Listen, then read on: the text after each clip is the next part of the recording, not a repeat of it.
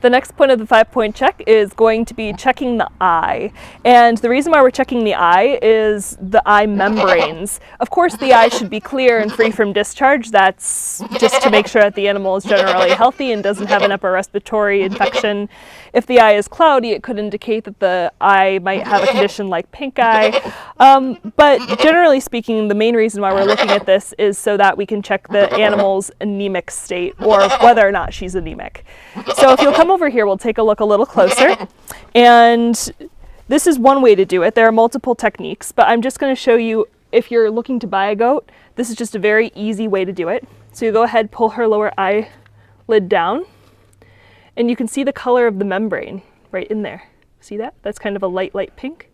So she's a little anemic. That should be a nice, bright, deep pink if she had all of her blood cells, but this little girl might have a little tiny bit of parasites, which can happen to goats. It's very common.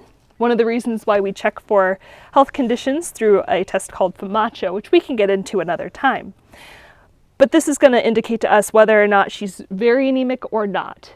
Animals that are very anemic will have a white membrane. That means that there's very poor blood flow, bringing oxygen and nutrients to the rest of her body. And animals like that, you should think about maybe not purchasing, just because they're less thrifty and a little less healthy than others. So this is a young doe, and we're going to do a check on her eyes as well, just to show you and see if there's a difference between these two. So she has been on milk for most of her life. She's just transitioning to solid feed at this point. And we're going to come in and take a look at her eyelids and see how she's doing.